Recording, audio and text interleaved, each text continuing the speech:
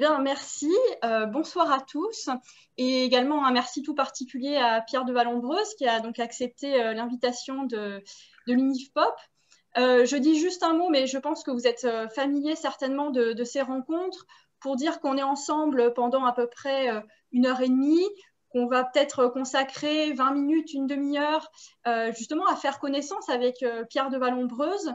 Et puis après, donc, deux questionneurs vont prendre le relais pour voilà, interroger Pierre sur des domaines plus particuliers. Donc, il y aura ce soir Laurent Gradiano, donc, qui est professeur de géographie et chargé des publics scolaires auprès de l'Université populaire, et Éric Rousseau, évidemment, son président, que vous connaissez tous, et qui a beaucoup voyagé. Et c'est lors de ces voyages qu'il a pu rencontrer Pierre de Vallombreuse. Voilà. Alors, je vais laisser tout à l'heure la parole à Pierre de Vallombreuse pour qu'il puisse nous dire de façon plus personnelle qui il est. Mais je voulais juste dire quelques mots de présentation pour que tout le monde puisse peut-être mieux vous situer.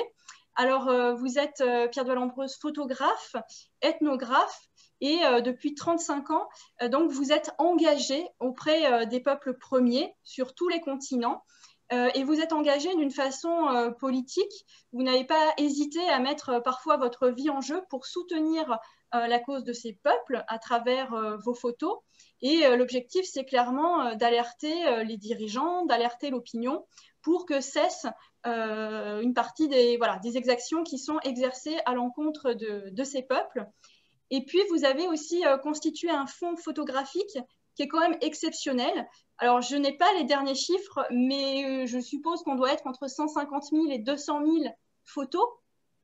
Vous me Oui, à peu direz près. peut-être.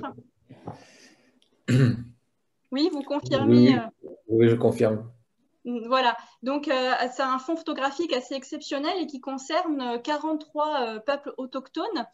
Alors, vous êtes un des rares photographes à avoir fait vraiment un travail approfondi auprès de ces peuples, puisque vous êtes resté souvent plusieurs années à leur côté et que vous avez suivi leur évolution au fil du temps. Donc, vous avez vraiment un recul sur la situation de ces peuples-là. Alors, je ne vais pas évoquer avec exhaustivité tout votre travail parce que ça déplacerait le temps qu'on a ce soir. Peut-être que certains d'entre vous ont eu la chance de voir donc certaines de vos expositions lors de festivals, de musées ou voilà, dans des galeries, ou de trouver directement dans les magazines comme le National Geographic, Newsweek ou Géo, ou encore Sciences et Avenir, certains de vos travaux. Mais effectivement, je vois que Éric Rousseau montre pas mal de jaquettes de vos couvertures. Alors, effectivement, il y a Peuple. Je pense que ça compte vraiment parmi ceux que vous avez publiés. Donc, qui a été préfacé par Edgar Morin et qui montre justement, vous avez choisi, enfin, vous êtes centré sur 14 peuples qui ont connu un certain nombre d'exactions. Et voilà, c'était vraiment pour alerter. Et puis, presque 10 ans après, hein, là c'était en 2006, donc alors il y a eu d'autres publications, hein, mais voilà, je me suis arrêtée, j'ai été très, très sélective sur Souveraine, donc qui est sous-titré Ces peuples où les femmes sont libres, où là, effectivement, vous rendez vraiment hommage à la richesse culturelle de ces peuples, hein, qui constituent vraiment un patrimoine immatériel de notre humanité, et vous montrez que dans un certain nombre de cultures, les femmes ont un rôle vraiment, elles sont l'égale des hommes. Et puis tout récemment, un livre que nous n'avons pas encore, mais qui vaut vraiment d'être signalé, qui s'appelle Badjaos. Donc ça date de 2020, où vous avez fait une sorte de reportage photographique alors c'est un peu grossier, mais on va dire dans la région de Bornéo, à la rencontre des peuples nomades des mers, donc qui s'appellent les Badjaos, et qui voient leur mode de vie menacé par tout un tas de conditions, mais notamment les pirates et les trafics en tout genre qu'il peut y avoir. Et en plus, il y a une petite plus-value technique dans ce livre. Il y a un petit principe de réalité augmentée qui mérite le détour et qui en plus est fait pour susciter aussi notre curiosité à l'endroit de ces peuples. Et puis, pour ceux qui auraient envie un petit peu d'approfondir, il y a aussi ce récit que vous avez fait paraître en 2014 avec un titre qui ne peut manquer de nous interpeller. Y a-t-il la lune chez toi? Où bien vous revenez un petit peu sur votre parcours.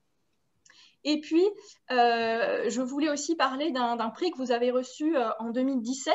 C'est le prix international Planète Albert Kahn, donc un prix prestigieux hein, qu'ont reçu des photographes comme Marc Ribou ou Raymond Depardon, qui récompense un artiste qui a œuvré pour la paix. Et puis, on l'évoquera certainement dans un autre temps de la rencontre. Bien sûr, l'essentiel de votre travail, il est autour de ces peuples premiers, mais vous avez aussi collaboré à d'autres projets qui peuvent sembler très différents. Vous avez photographié la banlieue française, l'Amérique profonde ou encore une école. Donc voilà, ça sera l'occasion de parler avec vous de ces autres travaux. Et voilà, donc je vais vous laisser maintenant la parole pour que vous puissiez nous dire de façon plus personnelle qui vous êtes, Pierre de Vallombreuse. Bonsoir, merci de m'avoir invité et merci pour votre magnifique présentation qui est très juste, donc je tiens à vous féliciter et merci de me donner l'échange de communiquer dans des moments où effectivement parler avec des gens, comme le disait Eric, rencontrer nos amis, parler c'est devenu difficile, donc je me réjouis beaucoup de cette soirée que nous allons passer ensemble. Alors moi je suis photographe, ethnographe par la force des choses, parce que je ramène des informations sur les peuples autochtones, mais je ne suis pas du tout anthropologue. On pourra discuter de tout ça, parce que vous m'avez présenté, vous, anthropologue. Alors c'est amusant, j'avais commencé une discussion avec Eric, c'est que par la force des choses, j'acquiers un savoir assez minime, mais je ne tire aucune conclusion, je ne tire pas des règles de structure, de parenté, de comment la société. Je n'analyse pas et je n'étudie pas les gens avec lesquels je vis. Par contre, je vis avec eux et je chronique leur quotidien. Donc c'est un travail c'est tout un autre boulot. Mais voilà, on pourra après parler de tout ça. Donc effectivement, moi, ma passion pour le travail sur les peuples autochtones a commencé quand j'étais étudiant aux Arts Déco, où je me destinais à faire des dessins de presse, je voulais faire de la bande dessinée, donc raconter des histoires aux gens, et toujours un peu orienté dans la politique. Hein. Le dessin de presse, ça permet d'avoir une vision et de parler de choses avec humour. Et puis voilà, donc raconter des histoires et les imaginer. Et puis j'ai un moment de doute dans mon existence, j'étais pas très heureux, et je me suis dit, il faut un grand voyage et partir loin dans la grande nature. J'adore la forêt.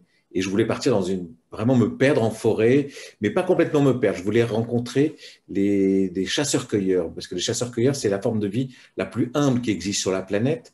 Les chasseurs-cueilleurs ne construisent rien qui soit pérenne, qui survit quand ils disparaissent. Ils ne font pas de château, de maison en pierre. On retrouve de temps en temps, quand on a de la chance, des petites traces de feu, on voit du bois un peu qui a brûlé, quelques petites huttes qui se sont un petit peu écroulées. C'est les petites traces, on dit tiens, là il y a eu un campement. Voilà, je trouve que c'est très beau, c'est très poétique aussi. C'est des petits groupes comme ça qui vont dans la forêt, qui s'en vont. Donc j'avais envie de faire cette rencontre, vivre avec des gens dans la forêt, mais qui connaissent bien cette forêt pour qu'ils me l'apprennent. Et donc je suis allé à Bornéo.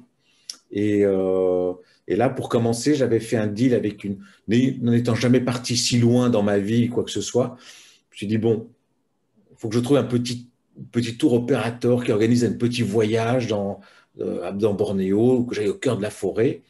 Et c'était l'époque, je crois, dans les fin des années 80, où il y avait tous les Paris-Dakar qui commençaient, donc il y avait l'esprit d'aventure, les raids. Donc on trouvait dans les magazines des petites annonces sur des choses comme ça. Et je trouve un petit tour opérateur monté par justement un commissaire de police à la retraite, assez jeune, il a voulu changer de vie, et qui monte une petite agence avec l'idée de faire des petits voyages avec un expert pour vous emmener dans différents endroits. Et là, il y avait effectivement un jeune homme qui voulait, pour financer ses études d'anthropologue et son terrain, surtout son terrain à Bornéo, organiser 2 voyages dans l'été pour lesquels il était payé. Et donc, je me dis, super, avec lui, il nous emmenait voir les Punan, qui sont les derniers nomades de l'île de Bornéo. Je dis, c'est merveilleux, c'est pour moi. Donc, petit voyage, on devait être 7 ou 8. Mais avant le départ, j'ai dit, écoutez, moi, je pars avec vous, mais le deal, à la fin, c'est qu'une fois que vous m'amenez au cœur de l'île, moi, je rentrerai tout seul. Donc, je n'étais pas si fou que ça. Je ne suis pas parti tout seul. Donc, sachant bien que si j'étais arrivé à un endroit, je trouverais bien le moyen d'en redescendre. Et puis voilà comment ça a commencé. Et puis le deuxième jour, on avait commencé à remonter un fleuve extraordinaire, le Barham, un fleuve majestueux. Et c'était la première nuit dans un petit comptoir, les derniers postes un peu de civilisation. On a des petits comptoirs comme ça avec un petit magasin. Déjà les fronts pionniers, les premières heures sur la grande vedette, enfin, de grands bateaux qui transportaient toutes les populations, les professeurs, la nourriture, les élèves qui rentraient à l'école. Donc ce fleuve avait plein de villages dans lesquels habitaient beaucoup de gens, et ces gros bateaux déversaient ça. Mais au fur et à mesure qu'on remontait le fleuve, il se rétrécissait un petit peu plus, il n'y avait plus ces grandes habitations, il n'y avait plus ces maisons, ces grands villages, et on arrivait de plus en plus, on remontait vers le cœur de l'île. Et donc là, le deuxième jour, on était arrivé dans un des derniers comptoirs, déjà beaucoup plus petit, beaucoup moins de monde, et assez sauvage. Là, il y avait la jungle, il y avait beaucoup de choses magnifiques. Et puis le matin, je me réveille très tôt, tout le monde dormait, et je me mets au bord du fleuve. Et là, tout d'un coup, il y avait de la brume, des oiseaux, tout d'un coup, le fleuve se révélait, on voyait des montagnes au loin. Et j'ai une espèce de flash lumineux comme ça, une espèce de flash intérieur où toute mon existence s'est illuminée. Et je me suis dit, mais j'ai une vision. Je me dis, regarde, quand on voit ce fleuve-là, infini, c'est une promesse d'aventure infinie. Ça sera ça ma vie. Ça sera faire ces voyages-là, aller à la rencontre des gens, parce que c'est un infini d'aventures, de rencontres. Et comme je faisais un petit peu de photos, je me suis dit, mais voilà, j'ai les moyens. Ce moment intense où tout d'un coup, toute ma vie s'est éclairée, ça ne s'est jamais arrêté. Et je devais avoir 22 ans. J'avais trouvé ma voie. C'était vraiment ce matin-là, tout d'un coup, espèce d'une lumière comme ça qui vous éclaire. Et je me suis dit, bah, finalement, mon appareil me permettra de raconter des histoires aux gens comme je le voulais dès le départ. Je voulais raconter des histoires aux gens. C'est comme ça que ça a commencé. Donc, je rentre à Paris. Après, pour le retour, c'était facile. On est parti au cœur de l'île. Mais après, j'ai attendu des gens redescendre au fur et à mesure de petits villages lointains, de petits fleuves annexes. Puis on arrive et puis on descend, puis on arrive. Puis j'étais revenu dans la capitale de l'île, au début du fleuve. Et puis voilà, à la fin du premier chapitre, je rentre aux Arts Déco. Je vais voir Terre Sauvage, le magazine, qui me dit, mais intéressant, mais vos photos sont mauvaises. Bon, donc je bosse pendant l'année, je continue les Arts Déco, je rentre en section photo. Et je repars à Bornéo, cette fois-ci tout seul. Je me fais déposer avec un petit avion au cœur de la jungle, et de là, je trouve des gens sur place pour revenir, à peu près une semaine de marche, pour retrouver les Npunan que j'avais rencontrés l'année d'avant. Et je fais mes photos, je fais tout ça. Enfin, c'est une aventure assez... C'est mes premières aventures, donc il y a des saveurs que ne recèlent que ces premières aventures, qu'on retrouve après rarement. Et en rentrant, je vais voir Terre Sauvage, et ils me disent... ah, c'est pas mal, c'est sympa. C'est pas un grand sujet, mais ça va être sympa, on va vous le publier. Et voilà, donc j'étais déjà publié aux Arts Déco grâce à Terre Sauvage. J'étais lancé dans le métier. Donc je garde une affection particulière pour ce magazine avec lequel j'ai publié plusieurs reportages, dont le deuxième. Donc voilà comment tout a commencé. Et donc après, il y a eu un cycle qui a commencé sur l'Asie du Sud-Est. Je me sentais très bien en Asie du Sud-Est. J'adorais la forêt, donc vraiment pendant un moment, j'essayais de trouver des peuples qui vivent dans la forêt pour continuer à me faire plaisir, pour continuer à vivre cette rencontre avec un environnement que j'adore, où il y avait aussi du fait de l'éloignement dans les forêts, des tribus qui restaient pas complètement isolées, mais qui quand même, on n'était pas trop proche de cette civilisation qui commençait à être dévorante et qui peu à peu montait. Mais déjà à Bornéo, il y avait les prémices. Comme je vous l'ai dit au début, il y avait ces grands villages. On voyait déjà aussi l'abattage du bois. On croisait sur le fleuve des convois de bois qui flottaient. La forêt était déjà mise en pièces. Maintenant, c'est un ravage absolu, Bornéo. C'est dramatique ce qui s'est passé. Je suis retourné il y a quelques années en allant chez les Badjao en avion. Et là, j'ai survolé l'île et on voit des plantations de palmiers à huile partout, partout, partout. Enfin, c'est effrayant. Donc, il y avait déjà ça. Mais à l'époque, je fuyais tout ça. Quand je voyais ça, je voulais remonter plus loin. Et pendant ces premières années, avec les peuples des hommes des forêts en Asie du Sud-Est, mon objectif, c'est d'aller loin, loin, loin et pour pouvoir me bercer d'un rêve que je cherchais absolument, sachant que enfant, je voulais devenir Mowgli. Et puis, j'ai pu devenir Mowgli dans un endroit et grâce à une tribu de l'ethnie Palawan que j'ai rencontrée, c'était mon deuxième voyage ou le troisième après Bornéo, je pense que c'est le deuxième. Et là, j'étais aux Arts Déco, puis j'entends oui, c'était le deuxième. C'était vraiment, je ne savais pas que cet endroit-là allait devenir, ce peuple, cette vallée allait devenir aussi importante dans ma vie. Mais j'étais aux Arts Déco et j'entends un étudiant anglais qui était venu là passer une année et qui raconte, qui dit oui, je suis revenu de, de, de, de Palawan, au sud des Philippines. J'ai suivi un ethnologue qui m'a emmené dans une tribu où les gens vivent dans des cavernes. Et j'ai fait comme ça, j'ai écouté, j'ai rien dit. J'ai fait comme si j'étais rien, j'étais pas un bon élève, j'étais plutôt taiseux et dans mon coin, un peu paresseux, un peu paumé. Et, euh, et j'ai gardé ça. Je suis rentré, j'ai acheté un guide des Philippines. Et puis effectivement, dans le Lonely Planet sur les Philippines, il y a un tout petit mot qui parle de ces gens qui vivent dans une caverne. Ils avaient été connus parce que il y avait une équipe du Musée national des Philippines qui avait été envoyée là-bas par Marcos et qui avait fait des études, publié un livre et tout ça. Donc je vois ce petit entrefilé, je me dis, ça semble vrai tout ça. Puis, donc c'était mentionné comme ça, mais je me dis, c'est incroyable. Je regardais les magazines à l'époque, National Geographic, Terre Sauvage, Géo, j'avais jamais entendu parler de ce peuple-là. Je me dis, si ça existe, c'est pour moi. D'abord, des gens qui vivent dans les cavernes, dans la jungle, c'est juste fait pour moi. Donc, il faut y aller. Donc, je suis parti, j'étais marié, je m'étais marié très jeune, aux Arts Déco, à 22 ans, et je pars avec Douja, parce qu'elle m'avait fait faire les 2 voyages à Bornéo tout seul. Comme j'étais rentré entier et vivant, j'ai dit, bon, il a un peu d'expérience, maintenant je vais pouvoir le suivre. Donc finalement, on part à Palawan. Et à l'époque, Palawan, on prenait un avion, enfin, on faisait Paris-Manille, donc une journée de voyage. Le lendemain, on prenait un avion pour Puerto Princesa, la capitale de l'île. On passait 1 ou 2 jours pour se remettre, faire des achats dans les petites échoppes et prendre les cadeaux, c'est-à-dire les batiks, les machettes, enfin, remplir de petits cadeaux pour les gens, faire quelques stocks de nourriture aussi, en pâtes, en riz, café, enfin la base, les petites choses, en sachant pas qu'on pouvait s'approvisionner là-bas. Enfin, bon, voilà, donc on a des sacs de vivres et de cadeaux, nos affaires à nous. Et puis là, après, on prend un bus qui mettait à l'époque, pendant des années, on l'a pris, qui devait mettre 6, 7 heures pour un peu plus 8 heures. Le Palawan, c'est une ligne très longue comme ça. Donc on partait de Puerto Princesa, qui se retrouve, qui est à l'est, à peu près nord-est, et puis on descend et on coupe, on arrive à l'ouest, c'est-à-dire qu'on regagne la mer de Chine, à peu près la moitié de l'île.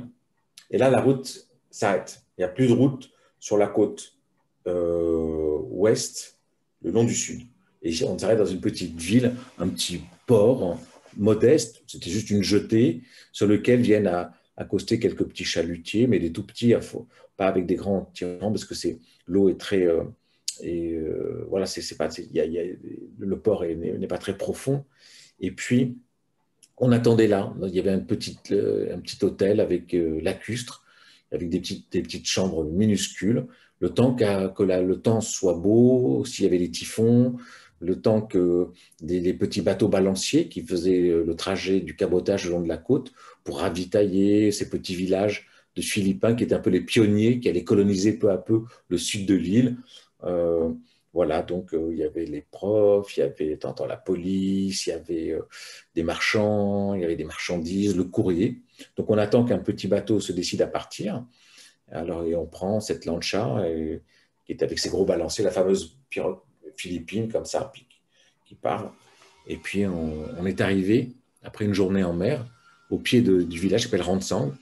Et de là, on a sauté dans l'eau, on a pris nos affaires, on est allé chez le maire du village et on a dit, voilà, on va aller chez les Tao de Batou, dans la forêt, chez les fameux...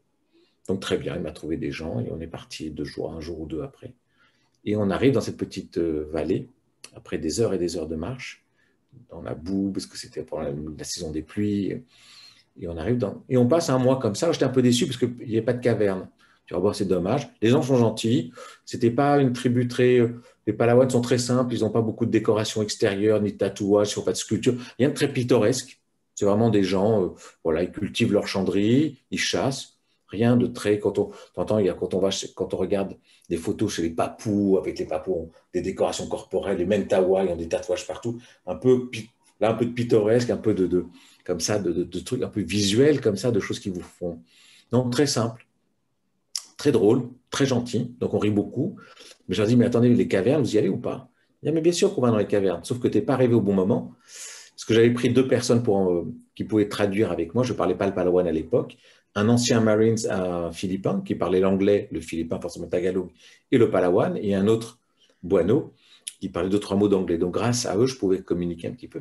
On va te montrer une caverne, et je la vois, ah super, une petite caverne en bas, hein, qui est en gros celle qui montre à tous les ethnologues, tous les gens qui venaient, c'était la caverne témoin. Les plus belles sont cachées très en hauteur. Et elles sont cachées pour des raisons qui sont, s'il y a des conflits, bah, ils peuvent vraiment se planquer. Personne ne peut savoir qu'ils sont là-dedans. C'est très dangereux de monter dans ces endroits-là. Et donc voilà. Donc ils me disent, mais c'est dans 3 mois. En gros, en octobre, septembre, octobre, quand on a récolté le riz et que vraiment la mousson bat son plein, que les typhons se déchaînent, on va se planquer dans les cavernes pour éviter bah, la foudre, pour éviter les typhons qui déracinent les arbres. Donc je dis très bien, donc on passe un mois, je note du vocabulaire, je commence à apprendre un petit peu la langue. Et puis à peine rentré aux Arts Déco, en septembre, 3 semaines après, je m'éclipse sans donner aucune raison et je pars passer 2 mois là-bas. Et donc pour mon retour, quand j'arrive dans la vallée, on n'est plus, à l'époque on vivait à l'extérieur dans des maisons sur pilotis, dans leur champ, mais là on descend, parce qu'on dit là ils sont dans les cavernes. Et donc, j'étais très, très excité, j'étais très impatient de découvrir tout ça. Donc, on descend, on descend, on descend. Et puis après, on arrive au pied de falaises calcaires incroyables, couvertes de jungle, où on voit de temps en temps des morceaux de roches blanches qui apparaissent comme ça. L'entrée qu'on devine de certains de gouffres, ouais, un royaume extraordinaire, la pluie. Il y avait toute une ambiance particulière et on commence une ascension et on passe dans différents endroits, avec des endroits un petit peu cachés. Il y a des petits troncs d'arbres qui sont placés entre deux roches pour éviter qu'on tombe dans un gouffre. Et on monte comme ça et on commence. Puis des fois, c'est très athlétique, on monte vraiment d'escalade.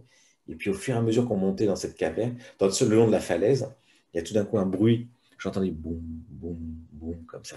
Il y avait une espèce comme un gong.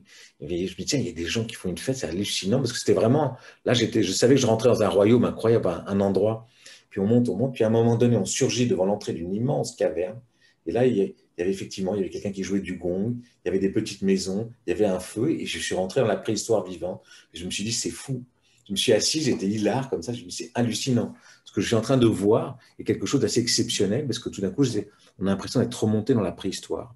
Donc là, la notion de temps avait explosé complètement, et c'était un des moments les plus intenses. Comme le premier matin au bord d'un fleuve à Bornéo, il y a eu cette première journée dans la caverne, cette arrivée, où là, et effectivement, après, pendant des années, je revenais que pour la saison des pluies, aller vivre dans les cavernes. J'ai dû vivre peut-être 2 ans et demi dans des cavernes, mis bout à bout, parce que j'ai fait 21 voyages. J'ai dû passer 4 ans avec eux. C'est la seule, avec les Bajau du nord de Bornéo, les nomades de la mer que vous avez mentionné. C'est le seul groupe avec lequel j'ai passé autant de temps. Enfin, non, j'ai passé 4 ans avec les Palawan. Et les Bajau, j'ai passé à peu près une dizaine de mois en tout. Et je ne savais pas que ce peuple, je m'y rendais parce que franchement, vivre cette préhistoire vivante dans une vallée paumée, il n'y avait pas de route, on avait vraiment l'impression de rentrer. Là, j'avais trouvé le royaume de Mowgli. Là, j'étais loin de tout, personne ne pouvait m'embêter. Il n'y avait pas personne ne pouvait nous rattraper parce qu'il fallait vraiment le vouloir. Il fallait mettre 10 jours de Paris pour y arriver. Et donc, je trouvais ça merveilleux de pouvoir à un moment se soustraire, s'esquiver à ce monde dans lequel je vivais pour entrer dans un autre où tout était permis et il y avait une poésie que je ne trouvais nulle part ailleurs. Et donc, plein de voyages. Et puis voilà. Donc, au début, c'était vraiment ce côté exceptionnel, presque un peu pittoresque comme ça, d'homme des cavernes. Bien sûr, j'ai compris tout de suite que ces gens-là avaient une longue culture, une longue apprentissage, que ce n'est que l'habitat, et que ce n'est pas parce qu'on vit dans des cavernes qu'on n'est pas nos contemporains, qu'on n'est pas moderne. C'est vraiment la notion de temps et aussi de reliance avec les autres peuples qui font qu'on a des rapports par rapport à ce qu'on appelle l'évolution très particulier. Chaque peuple est dans sa modernité. Mais finalement, de ce côté comme ça, très spectaculaire, presque hollywoodien, parce que je vous assure qu'il y a des paysages et des endroits, on a du mal à y croire, même un film ne pourrait pas faire mieux.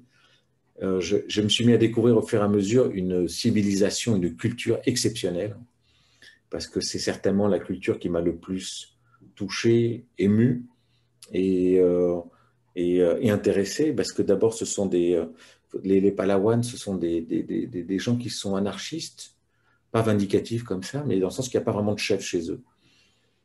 Je reviendrai là-dessus après. Après ça, ils sont pacifistes, non violents. Il n'y a pas de coercition physique, il n'y a pas de prison. Euh, S'ils se battent, si vraiment on les accule et qu'ils n'ont pas le choix, bien sûr, ils vont se défendre. Mais vraiment, eux, c'est des pacifistes. Il n'y a jamais personne qui se donne de coups. C'est rarissime. Moi, j'ai jamais entendu des ados qui se battent se donner des coups. Maintenant, peut-être un petit peu. Mais vraiment, voilà. Donc, on trouve une société comme ça et très douce et, et qui manie l'humour avec une certaine assiduité, une certaine amplitude. Parce que franchement, quand vous leur racontez une anecdote en votre défaveur, ou quand il m'arrive quelque chose de ridicule chez eux ou un accident, voilà, on le rappellera tout le temps, tout le monde s'en rappelle, et on se moque beaucoup les uns et les autres. Et au début, je me dis, pourquoi ils font ça? Ils ne sont pas idiots. Quelle est la fonction du fait d'être toujours un peu, cet humour un peu ravageur, caustique, le fait d'être toujours un petit peu moqué? Ben, c'est vraiment, après, je me suis dit, mais c'est comme c'est une société qui n'aime pas l'ego. C'est la meilleure façon de lutter contre l'ego, c'est toujours de nous ramener à des épisodes peu valorisants de notre existence ou nous de toujours remettre ça sur un ton. Parce que c'est des gens pour lesquels l'ego est très très mal lu. Un chasseur, si vous êtes bien chassé, il va me dire, moi j'ai un deux singes. Voilà, un autre, si on dit, tu es un chaman. Ah non, parce que ici il dit qu'il est chaman, un bon chaman, c'est un peu comme dire, moi je suis Einstein. Et donc ils sont toujours très modestes. Donc voilà, donc finalement ils sont toujours en train de lutter contre l'ego. Donc voilà, vraiment une très très belle philosophie de vie. Mais au début, alors comme c'est des gens simples, c'était intéressant de voir que finalement, par rapport à toutes les tribus pittoresques, colorées, qu'on peut avoir les Maasai, on voit des grands guerriers, ces gens tout simples, on voyait modestes, très très simples, petits paysans finalement, tranquilles, avaient un trésor en eux qui était invisible et qui était leur pensée. Et ça, il m'a fallu des années en apprenant et tout ça, de le découvrir. Donc voilà un petit peu. Et puis, ce qui s'est passé, c'est qu'au bout du troisième séjour, quatrième, on avait passé 6 mois d'affilée. En sortant, un jour après 6 mois comme ça de paix totale, on approchait les basses terres, la plaine côtière, et là, tout d'un coup, on entend des bruits, et puis bizarre, de moteurs, et on surgit sur une piste de latérite fraîche. Ça y est, les bulldozers étaient passés par là, la route s'ouvrait. Je suis vraiment arrivé au moment où la route était en train de s'ouvrir. Et, euh, et bien sûr, pendant les années qui ont suivi, pendant les 7 ans qui ont suivi, avec la route, il y a eu un afflux de milliers de migrants philippins, les petits villages sont devenus des petits bourgs, l'administration est venue s'ingérer plus dans les affaires de la vallée, les missionnaires, les terres des Palawans, des basses terres, parce que les Palawans que je fréquente dans la vallée sont des montagnards. Et puis, mais il y a les Palawans des basses terres qui, eux, sont de temps en temps étaient musulmans, de temps en temps ne l'étaient pas, mais étaient beaucoup plus en contact avec le monde extérieur, parce qu'ils étaient au bord de mer, ils étaient dans la montagne, c'était vraiment d'autres. Donc voilà, donc finalement, les Palawans des basses terres se sont fait assez grignoter leurs terres, des gens qui leur achetaient. Si on disait 1000 euros, pour un Palawan, 1000 euros, il met des années à avoir ces 1000 euros. Donc, ils vendaient ces terres pour 1000 euros, puisqu'il va, ah bah tiens, prends ma terre traditionnelle. Et puis, donc, ils se faisaient déposséder, avoir grugé par les gens. Donc, finalement, au bout d'un moment, il y avait de plus en plus d'intrusions dans la vallée qui étaient. Et je me suis dit, j'avais commencé à faire pas mal de reportages sur d'autres peuples dans le monde entier, parce qu'à force de faire ces voyages où je voyais que ça avait commencé à Bornéo, puis il y avait les Palawans, et puis aux Moluques, et de voir ces peuples se faire agresser ou être victimes de différentes sortes de crimes ou d'agressions, de dépossession de leurs terres, de leur identité, victimes de racisme, d'exploitation, je m'étais dit, il faut quand même que je travaille là-dessus. Fini les années colorées pour Géo, on faisait rêver avec des peuples en montrant un peu de l'ethnographie et de l'ethnophoto facile, cliché. Je me dis, si vraiment ces gens-là, je les aime, je vais montrer les soucis et les problèmes auxquels ils doivent faire face. Sinon, j'étais un peu non-assistant sans personne en danger et je me voyais pas, j'en avais un petit peu marre de paragraphes, de faire de la mauvaise ethnographie, de faire de la photo un peu facile. Et puis non, mon travail, c'est vraiment d'être témoin, de témoigner de ce qui se passe. Et c'est vraiment dans la vallée que ça s'est concrétisé quand j'ai compris qu'elle allait être totalement bouleversée après ces années où la route avait apporté la civilisation qui était avant balbutiante. Donc voilà comment les choses se sont et du coup, je suis parti témoigner dans le monde entier des problèmes que vivent ces peuples-là de leurs victoires aussi, de leurs réponses. Il n'y a pas que des échecs, loin de là, même si les échecs et les problèmes sont beaucoup plus importants. Et ça a amené cette trajectoire. Donc, bien sûr, alors le magazine, la presse, c'était mon premier vecteur, c'était mon premier but.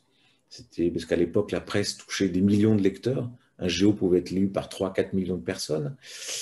Et puis après, c'est le livre qui s'est imposé, puis l'exposition, toutes sortes d'expositions. Tous les moyens sont bons pour diffuser et parler de ça. Oui, alors justement, on a un peu le sentiment quand on découvre votre parcours qu'il y a 3 temps, hein, ce temps de la découverte, hein, de la révélation, le temps de l'apprentissage, et puis un temps plus dur où à partir du milieu des années 90, vous allez sur les terrains de guerre jusqu'à atteindre un peu un point de non-retour à un moment donné. Et à partir des années 2000, c'est encore une autre phase peut-être de votre travail. Donc, vous ne cessez pas de voyager, mais voilà, il y a un point que vous n'allez peut-être plus franchir et peut-être que vous allez vous situer plus dans la transmission. J'ai eu l'impression de ça quand je me suis penchée un petit peu sur votre travail, sur ce qu'on peut découvrir sur votre site, que voilà, on était plus dans cette phase maintenant de transmission des savoirs. Alors ça, la transmission, non, moi, témoigner, ça a toujours été l'objet de mon travail, hein. Donc, après que transmission, c'est un projet très récent, en fin de compte. La transmission, c'est-à-dire que je vais former les gens dans la vallée que j'ai retrouvé après 15 ans d'absence. Parce que ce que je n'ai pas dit, c'est que quand j'ai cru que ma vallée chérie, dans laquelle j'ai pu devenir Mougli, allait être complètement détruite, ou qu'ils étaient victimes de désintégration, d'acculturation, je leur promettais un destin terrible. Je n'ai pas eu la force de voir ce royaume, qui était mon royaume à moi, être détruit. Donc, je suis allé montrer la destruction auquel je promettais la vallée ailleurs. Donc, c'est là où j'ai témoigné aussi bien chez les Inuits du Labrador au Canada que dans des sociétés beaucoup plus intégrées. Enfin, j'ai fait vraiment un travail pour montrer en gros tous les soucis que je pensais qui pourraient arriver et débarquer dans cette vallée. Et puis, 15 ans après avoir abandonné ma vallée, quand mon père est mort, j'ai eu un gros chagrin, j'étais vraiment triste. Je me suis dit, il faut que je renoue, j'ai envie de retrouver la vallée, c'est important. Et comme j'avais une commande pour Artaud pour faire ce livre sur les sociétés où les femmes sont à l'égal de l'homme, qui a donné le livre Souveraine, et comme c'est le cas chez les Palawan, puisque c'est une société matrilocale, c'est-à-dire que quand un homme épouse une femme, il va aller vivre dans la famille de sa femme, donc il a intérêt à se tenir bien à carreau parce qu'il a ses beaux-parents sur le dos et il a intérêt à être très sympa. Et donc, du coup, je retrouve ma vallée puis elle avait mieux résisté. J'étais très ému, mais finalement, beaucoup de gens qui avaient été, parce qu'il y avait une conversion, il y avait des missionnaires qui avaient converti des gens qui avaient réussi à convertir une partie de la vallée, enfin un petit nombre, et finalement, beaucoup étaient revenus dans la tradition. Ils me disaient, mais oui, au début c'était séduisant, les paroles du Christ, mais on s'aperçoit qu'on a beaucoup de valeurs en commun. La jalousie, c'est pas bon, l'avarice, c'est pas bon chez nous non plus, ils sont très généreux, le mensonge non plus. Pourquoi finalement aller chez eux? Pourquoi changer notre tradition à nous, que nos parents nous ont léguée, qui est notre culture, sont nos racines? Donc finalement, défaite des missionnaires qui avaient perdu des gens qu'ils avaient convertis. Et donc, d'un point de vue, les chamans avaient de nouveau un très, très bon, très bel avenir, très occupé. Et puis, bon, j'avais bien vu que beaucoup de choses avaient changé, que beaucoup de gens portaient beaucoup plus d'habits, tout ça c'est très bien, moi j'ai pas de problème avec ça, mais avec des outils différents, avec des petits téléphones portables qui leur permettaient surtout de pouvoir enregistrer, avoir des cartes mémoire sur lesquelles ils pouvaient visionner en tout petit des films philippins ou des chansons. Donc voilà, des outils comme ça, des petits. Et donc depuis 9 ans, depuis 8 ans maintenant, j'ai retrouvé la vallée, j'y vais tout le temps. Mais depuis quelques années, ce qui se passe, c'est qu'il y a maintenant, déjà, ce qui s'était passé, c'est qu'il y avait beaucoup de plantations de palmiers à huile sur les basses terres et qu'il y avait des spéculateurs qui voudraient, qui se font depuis plusieurs années, essayer de faire signer, alors c'est illégal, des papiers des gens dans la tribu pour qu'ils les autorisent à planter du cacao ou du palmier à huile, surtout du cacao. Enfin, on commence par le cacao, on finit avec le palmier à huile et dont les Taobatou auraient un bénéfice quelconque. Et puis, en fait, c'est une manière de leur piquer leur terre, parce que comme il m'a dit le type, il m'a dit de toutes les façons, on n'a pas le droit de leur prendre. Donc, ce papier, c'est vraiment pour établir les bases d'un contrat. Ils cultivent le cacao ils nous le donnent et nous, on leur donne un pourcentage et ils gagnent comme ça, ils ont un petit salaire. Mais après, il m'a dit, mais de toutes les façons, Philippines, celui qui paye des impôts, au bout d'un moment, c'est lui le propriétaire. Donc, au bout de peut-être 5, 6 ans d'avoir payé des impôts pour l'État de Batu, il serait de fait, de l'impôt de vue légal, devenu propriétaire de la terre. Donc voilà, il y a des dangers comme ça qui se pointent. Les missionnaires sont plus agressifs, l'administration pointe son nez encore plus, il y a des problèmes qui agissent, et puis il y a ces prédateurs qui rôdent autour de la vallée pour voler les terres. Donc, je me suis dit, j'ai eu une rétrospective il y a 3 ans au Musée national des Philippines, et suite à cette rétrospective, le Musée national des Philippines m'a dit, mais écoute Pierre, grâce à toi, on s'est rappelé d'une chose, c'est que nous avions un mandat qui nous avait été donné par un décret présidentiel du dictateur Marcos, il avait fait ça de bien dans sa vie, c'est qu'après avoir envoyé l'équipe du National Museum dans les années 70 faire un travail d'ethnographie et de la vallée, il avait déclaré ça un trésor national et que cette vallée devrait être protégée par le Musée national des Philippines et que on ne peut rien y faire sans que le Musée national donne son aval. Ils m'ont dit, mais c'est bien parce que du coup, on va reprendre des missions grâce à toi. On avait un peu oublié cette vallée. C'est vrai, ils sont complètement désintéressés. Et je leur dis, ben, en plus, vous savez, il y a des problèmes. Il y a des gens qui rôdent, il y a des gens qui veulent leur piquer leur terre. Il y a des problèmes vraiment qui sont en train de se poser là-bas. Donc, et si on montait un projet ensemble, et on a décidé de monter un projet qui a été lancé de 5 ans, dont le but est déjà pour moi, vraiment d'impliquer le Musée national des Philippines, qui va venir 1 ou 2 fois par an, moi qui vais venir là-bas, former les gens de la tribu à la photographie, parce que comme ils font des petites choses, ils font des selfies, ils font des petits films avec leur téléphone portable. J'ai vu qu'il y avait des gens qui s'intéressaient déjà là-bas, ils me photographient, moi en train de photographier, mais ce serait pas mal de structurer un petit peu ça avec des workshops où du coup, moi je vais les former à la photo, et l'idée c'est lors de ces missions, on leur confie un appareil, ils font des documentaires qui vont être après, cette production va être protégée, va être stockée au Musée national des Philippines. Et donc voilà, donc je vais les former à ça pour qu'eux deviennent les reporters, les ethnographes, les reporters de leur quotidien.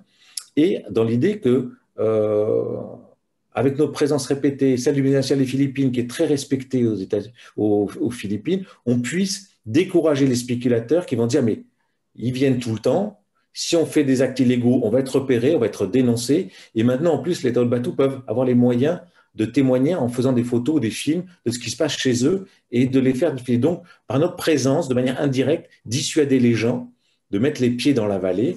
Alors, bien sûr, on a mis le maire qui gère toute la côte, le municipios, dans lequel la vallée fait partie maintenant, le gouverneur. Et on se dit bien qu'ils s'en foutent, mais qu'ils se disent, tiens, finalement, en protégeant cette vallée, on va se donner bonne conscience. Ils ravagent l'île, de toutes les façons. Donc, ce n'est pas cette petite vallée. Donc, ça peut être un alibi pour dire, mais regardez, on défend des gens. Et moi, je ne peux pas faire plus que ça. Et si j'arrive finalement à défendre et à faire que cette vallée soit de nouveau sanctuarisée, je pense que ça serait une des plus belles réalisations de mon existence. Et je serais ravi. Bon, plus que ça. Donc voilà. Donc, effectivement, c'est là où je suis dans la transmission. Sinon, j'ai fait ça aussi à Portland, un petit peu, mais je reste quand même un témoin photographe et je voyage beaucoup. Je voyage énormément. Et après cette phase-là, effectivement, j'ai eu une période où j'ai photographié des conflits. J'ai travaillé sur des conflits, on m'a envoyé.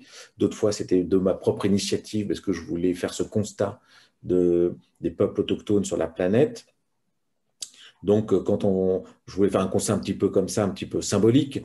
Donc, je commençais par la tribu justement des Palawan, que je connaissais bien, d'un peuple qui vivait en marge un petit peu. C'est mes premières années là-bas. Quand on montre un peuple qui vit, qui est donc autonome, prend ses décisions, subit peu et choisit ses interactions avec l'extérieur. Et progressivement, j'ai montré des peuples qui étaient en voie d'acculturation, l'intrusion des missionnaires, les problèmes liés aux problèmes environnementaux, aux guerres, aux conflits, guerre de basse intensité au Chiapas, l'insurrection zapatiste. Donc tout d'un coup, quand un peuple décide, parce que c'était des Mayas, ce conflit a été très médiatisé autour de la personnalité du sous-commandant Marcos, qui était un universitaire mexicain, mais c'était avant tout une révolte indigène, les Mayas. Il y avait aussi... donc voilà, j'ai voulu montrer un petit peu toutes les situations dans des sociétés très intégrées, où les autochtones sont très intégrés, comme les Inuits, au Canada. Enfin, voilà, j'ai voulu montrer un petit peu toutes les situations. Alors, le problème des Inuits au Canada, c'était à la fois intégré de force, parce que le gouvernement subventionne des maisons, les gens des petits revenus sont… Mais on a le plus fort taux de suicide chez les enfants au monde à l'époque. C'était dans les tribus amérindiennes du Canada. Donc, rien n'était très rose. Et voilà, donc j'ai fait un petit peu tout ce constat-là. Et c'est là où j'ai rencontré aussi, dans un deuxième projet qui s'appelait Homme Racine, où j'ai eu le plaisir de rencontrer Eric en Bolivie. Parce que, bon, comme on dit, les peuples autochtones, il n'y a pas que des défaites annoncées, il n'y a pas que des drames comme le Sud-Soudan, où j'ai travaillé sur le conflit entre le Nord et le Sud, où les Dinkas étaient victimes d'une guerre de grands massacres, avec des famines, à côté des Nuers, des Noubas.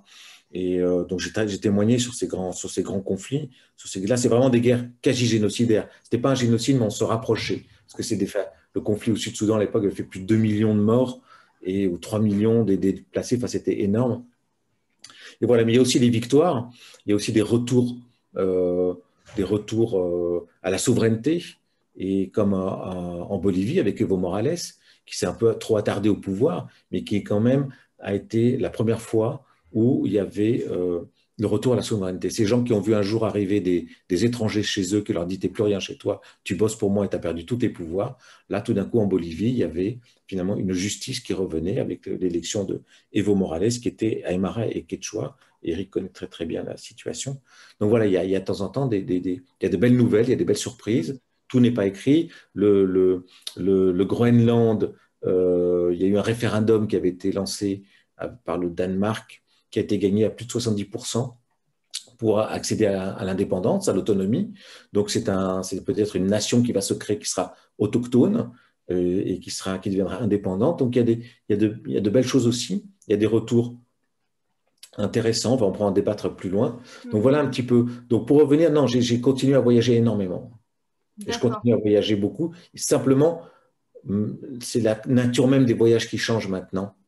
Parce que les espaces dans lesquels je pouvais aller avant, des espaces qu'on pouvait dire un peu protégés, la déforestation, la pollution ces dernières 20 années, la progression de l'habitat humain du fait de l'explosion démographique fait que ces zones-là c'est de plus en plus rare de pouvoir se paumer dans des endroits et dans des endroits. Ça, ce côté poétique-là a vraiment beaucoup disparu. Alors, merci Pierre de Vallombrosa pour tous ces éléments qui nous donnent à comprendre un petit peu votre parcours. Je voudrais laisser la parole à Laurent Gradiano qui va avoir des questions plus précises à vous poser.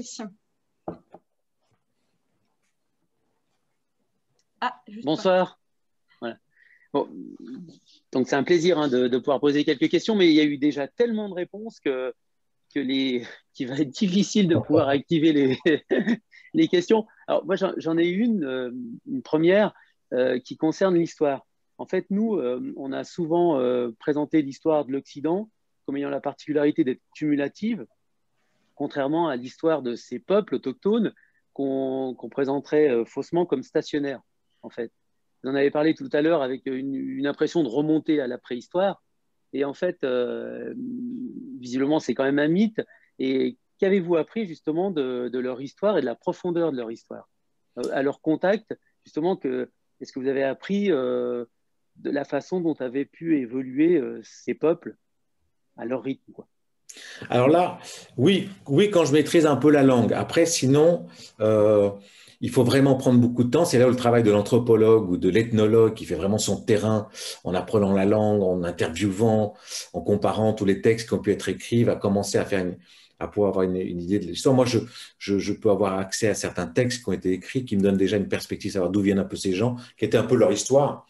Mais après, au contact de ces gens-là, oui, certains, je me souviens très bien quand c'était en Birmanie chez les Hakka, en Thaïlande, j'étais devenu l'ami du Bimo, qui est un petit peu la mémoire vivante, c'est le prêtre du village, c'est surtout la personne qui a l'équivalent de la Bibliothèque de France dans sa mémoire, puisqu'il est capable de réciter la généalogie du village sur des siècles et des siècles. C'est impressionnant.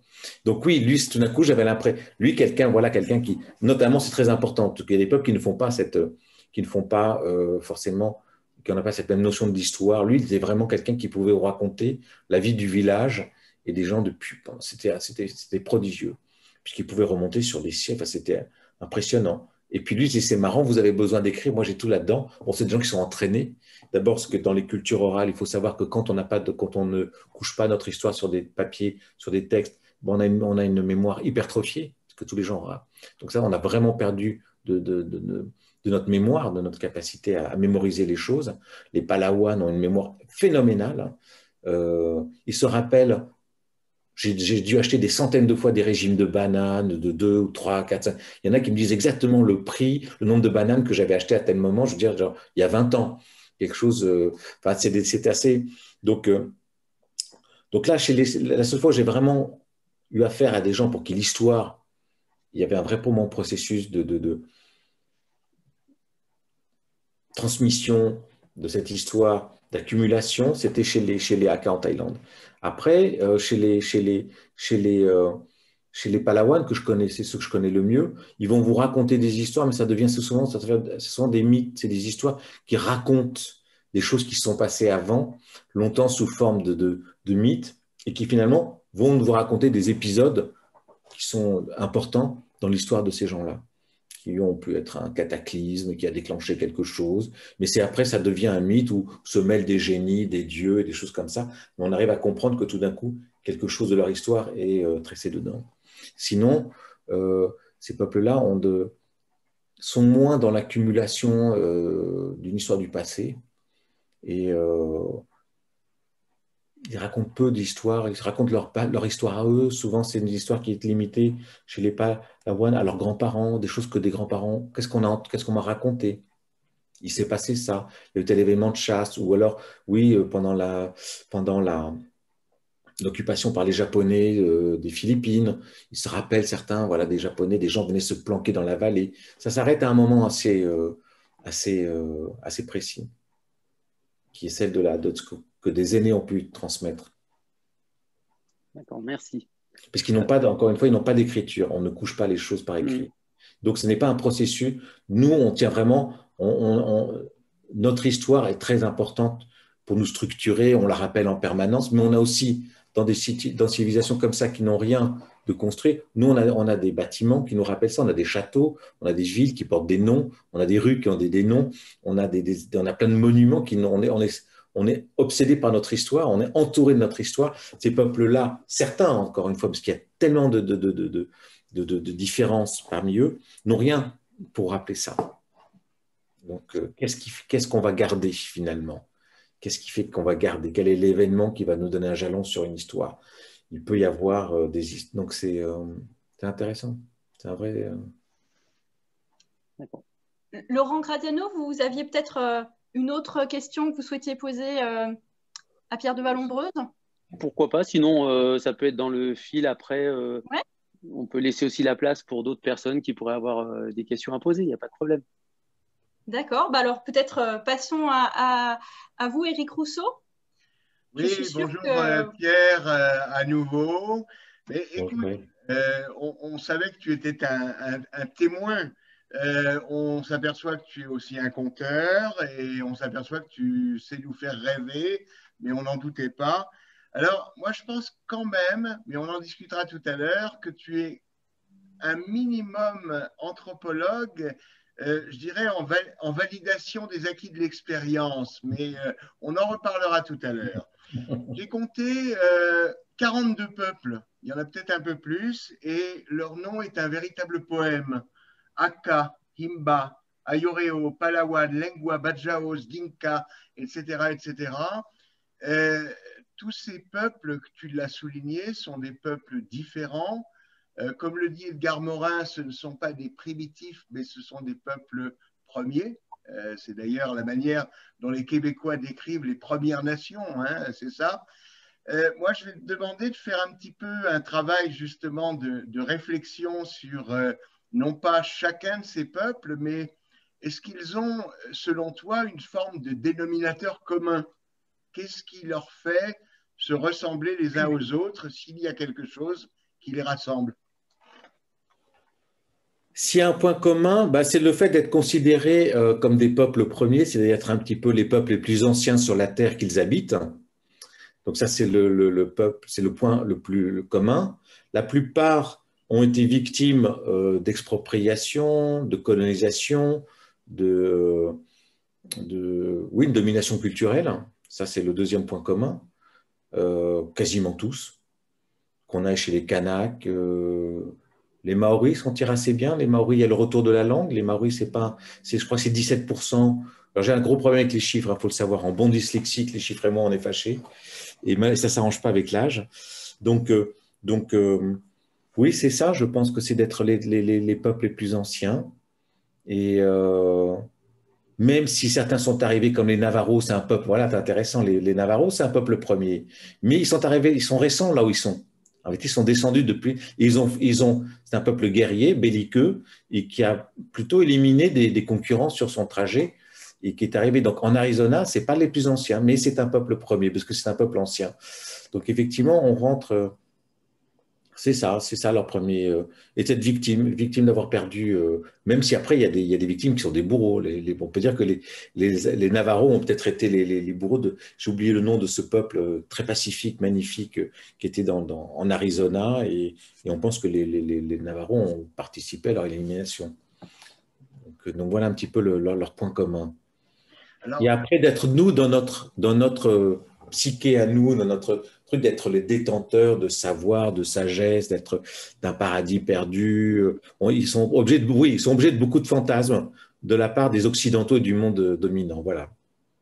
Et justement, c'est sur ce point-là que je voudrais te pousser un peu plus avant. Ça ne t'étonnera pas qu'un Rousseau pose la question du bon sauvage. Bon, tu te souviens des Aymaras autour de La Paz, et tu te souviens que dans les villages Aymaras autour de La Paz, on peut trouver des choses comme cada dron sera quemado, c'est-à-dire chaque voleur, on va le brûler. Bon, c'est pas toujours tout rose, une communauté. Est-ce qu'il y a effectivement quelque chose qui est de l'ordre du bon sauvage, ou est-ce qu'il y a aussi une violence interne qui existe comme dans chaque homme chez ces peuples-là? Ou est-ce que, selon non pas Rousseau, mais plutôt Voltaire, finalement, c'est la société qui les a corrompus? Alors, oui, la société peut corrompre. Je pense que la société corrompt, il n'y a pas de problème, mais fondamentalement, l'homme, il est partout pareil, hein, et dans chaque peuple. C'est voilà, le fait quand les gens, oui, ils sont sages, ils sont les gardiens de la terre, on devrait les écouter. Ils sont gentils, ils sont naïfs, ils sont innocents. Beaucoup de choses on vous parle dans des émissions de télé, on voit avec des trucs, même des reportages. Et quand on parle comme ça, c'est d'une telle condescendance, c'est même méprisant, parce qu'on les regarde finalement comme des enfants. Et voilà, c'est vraiment comme si on savait, c'est un peu comme on dirait des enfants. Qu'il est innocent, qu'il est gentil, on va l'aider. Tiens, on sait pour toi. Donc, généralement, c'est un discours condescendant qui va induire après un rapport un peu de domination, voire de prédation, mais on est là pour t'apprendre. Non, ils sont partout pareils. Regardez, chez les Palawans, c'est exceptionnel il y a très peu de peuples comme ça, pacifiques et non violents. C'est généralement des chasseurs-cueilleurs. On en trouve dans la péninsule malaise, des Djarai, que j'ai vus, avec qui j'ai passé un mois dans la jungle. Il y a les Palawans, et puis peut-être 3-4 autres.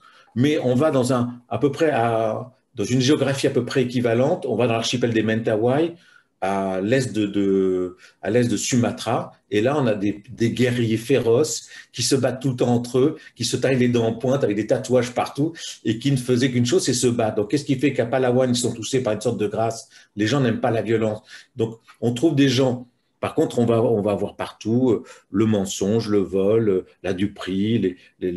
Voilà, les gens sont partout pareils. Il y aura des pervers partout. Il va y avoir Après, suivant la culture, ça peut être traduit, cette perversion, ce vice, ou de façon différente. Mais l'homme est partout pareil. Vraiment partout pareil. Et c'est vraiment c'est plus à nous de nous éduquer par rapport à eux en disant non, quand on nous dit tout ça, ça me fait rire. Moi, j'avais un ethnologue qui m'avait bien déniaisé, parce qu'au début, j'étais comme ça, mais ouais, ils sont tous bien, c'est nous qui sommes mauvais, on est les méchants. Bien sûr qu'on est très méchants. Mais il m'avait dit, attends, tu crois que ces écolos, il avait rencontré une tribu à Madagascar qui n'attendait qu'une chose, c'est qu'on leur donne des tronçonneuses pour couper toute la forêt et pouvoir planter du riz. Donc voilà, Par contre, est-ce que ça veut dire que tous sont comme ça, est-ce que d'autres non? Et après, il y a des gens qui ont une autre relation et qui vont avoir. C'est tellement divers, tellement. Il n'y a pas que. Voilà, il faut accepter la complexité, la diversité. Il n'y a pas de vrai, véritable trait commun à ce point-là, si ce n'est après, dans certains endroits, ils peuvent avoir un rapport à la nature qui est similaire. On va trouver des points de correspondance sur certaines choses. Alors, tu t'es attaché à témoigner, mais tu t'es attaché aussi d'une certaine façon à protéger, au moins en témoignant, à protéger ces différents peuples. Bon, l'UNESCO, il y a le patrimoine matériel de l'UNESCO, il y a le patrimoine immatériel de l'UNESCO avec un certain nombre de pratiques. Mais est-ce que quelqu'un se préoccupe de protéger ces peuples-là, à ta connaissance? Eux-mêmes déjà, tous ces peuples-là résistent à leur façon, plus ou moins avec du succès. Donc ça, oui, pas mal. Eux sont très concernés. Il y a un organisme extraordinaire qui s'appelle Survival International. Survival International a été créé dans les années 70, il me semble, ou 80, et fonctionne sur le principe d'Amnesty International, c'est-à-dire défendre le droit des peuples autochtones. Donc il y a cet organisme, il y a quelques États qui les protègent. Et puis, il y en a beaucoup qui les massacrent, qui les expulsent, qui les asservissent et qui les exploitent, des individus. Donc, finalement, il y a des ONG, il y a des individualités, il y a des endroits où ils sont protégés, il y a des retours de situation, mais c'est eux, déjà, qui se battent en premier. Et d'ailleurs, il y a nous avons reçu il y a quelque temps Fiore Longo, qui est la représentante française de Survival International, et qui nous disait, est-ce que tu en es témoin, que en fait la défense notamment des animaux n'est pas toujours en accord avec la défense de ces peuples, et qu'à certains moments d'ailleurs il y a des combats assez rudes entre Survival International et les organismes de défense de la nature, parce que leur intérêt n'est pas exactement ne coïncide pas. Est-ce que tu en as été témoin sur telle ou telle situation? Alors, je n'ai pas été témoin sur telle situation, mais j'aimerais beaucoup faire un travail là-dessus, parce que c'est très important. Donc, je connais peu, je ne vais pas me dire, mais j'en ai entendu parler. Je vois que Survival parle beaucoup de ces choses-là, parce qu'effectivement, quand un peuple est un peuple de chasseurs, et il faisait des ponctions raisonnables, et c'est sa vie. Donc, il ne faut pas non plus, même si je suis quelqu'un qui mange très peu de viande, je ne suis pas végétarien, mais pas loin, j'ai rien contre une chasse traditionnelle qui fait que les gens ont besoin de survivre et de manger, c'est leur culture. Par contre, quand l'environnement fait que, du fait de la déforestation massive, des populations dominantes, du fait d'autres excès, ces gens-là ne peuvent plus pratiquer quelque chose de raisonnable et de raisonné, parce qu'ils ne mettaient pas rarement Par exemple, voilà un exemple très concret. Les Gwich'in du Yukon, chez lequel j'ai travaillé, se sont opposés au lobby pétrolier américain depuis les années 90, quelque chose comme ça, parce qu'ils sont aperçus que tout d'un coup, en lisant des informations comme quoi George Bush avait donné l'autorisation qu'on puisse faire des prospections minières dans le fameux refuge arctique qui est en Alaska, qui est un endroit extraordinaire, hein, et qui est de Wildlife Refuge Arctic, un endroit extraordinaire et qui est complètement protégé et dans lequel la plus grande harde de caribou met à bas, c'est-à-dire que l'été, il remonte en Alaska dans ce sanctuaire qui est un endroit fabuleux et ils mettent bas. Parce qu'en plus, les loups ne viennent pas là. Il y a une fait que dans la nature, les loups ne viennent pas. Donc, la plus grande harde de caribou au monde se reproduit là-bas et après, elle redescend. Et elle redescend dans le nord du Canada et elle redescend pour passer l'hiver plus au sud. Et donc, ces Gwich'in, ils vivent de la chasse du caribou. C'était le peuple du caribou. Ils vivent dans le Yukon et un peu en Alaska.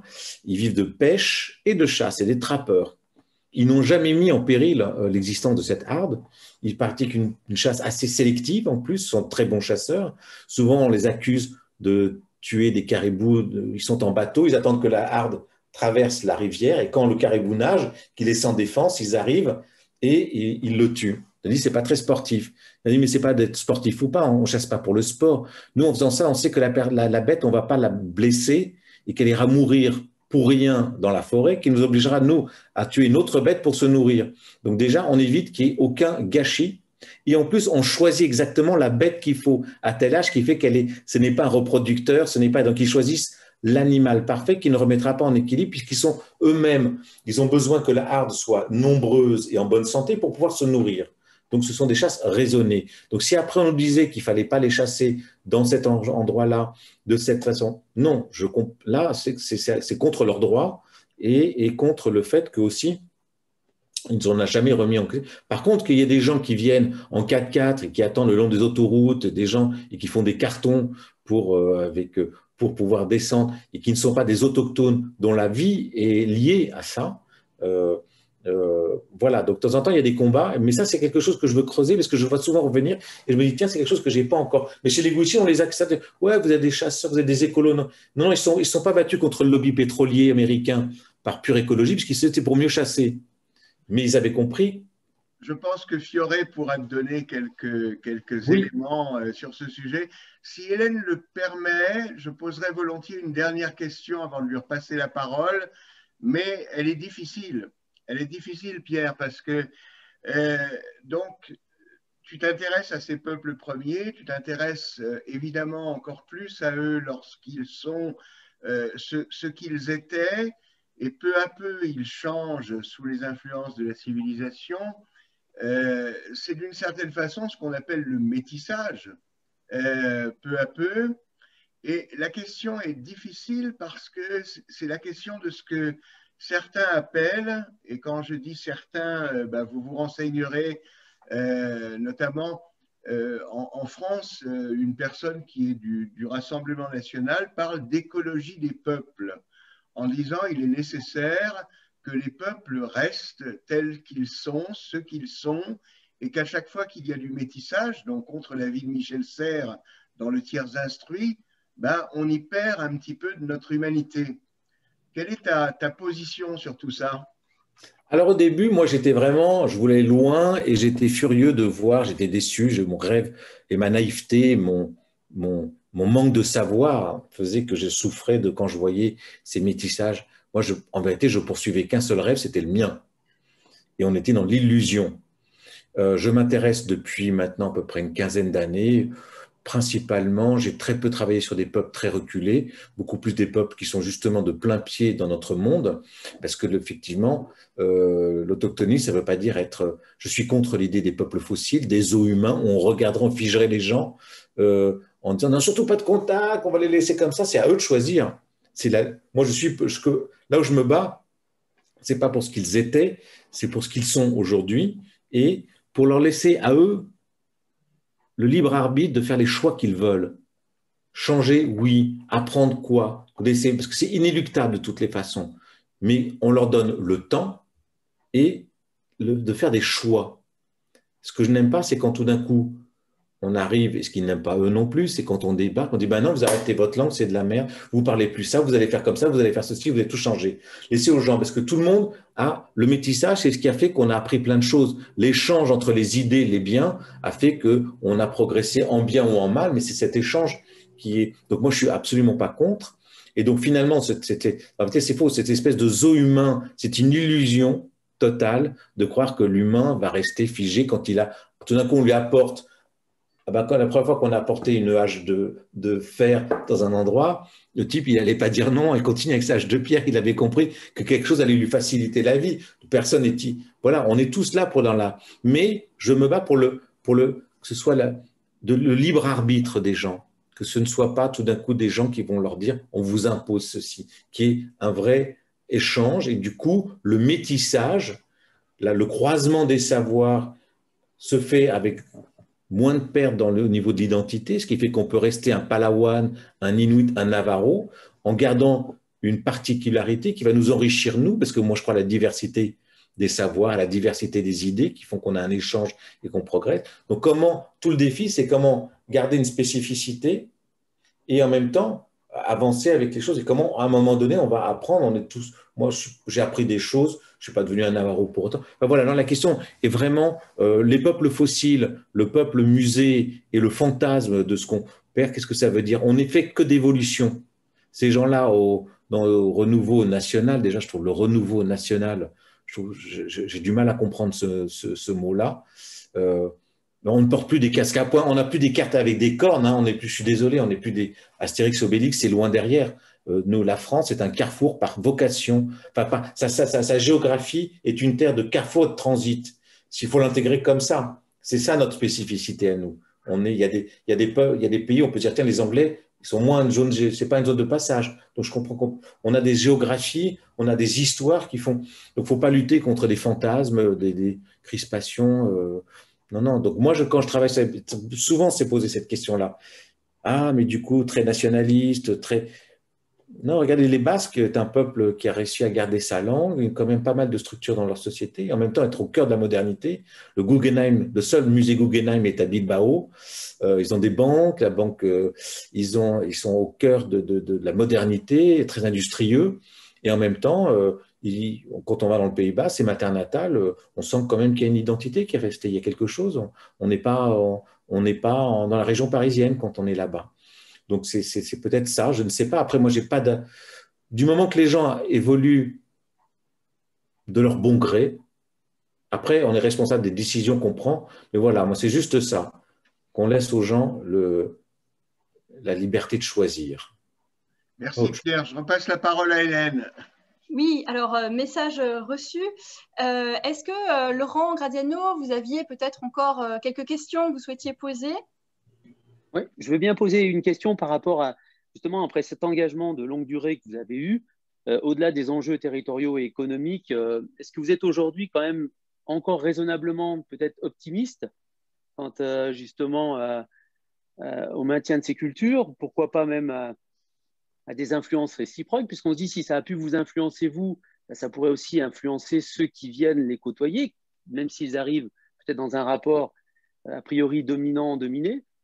Et puis autre chose, par rapport à ce que disait Eric, est-ce qu'on peut vraiment dire que la civilisation vient à eux? Parce que est-ce qu'en faisant ça, on ne porte pas en même temps une forme de jugement de valeur sur peuple civilisé, non civilisé?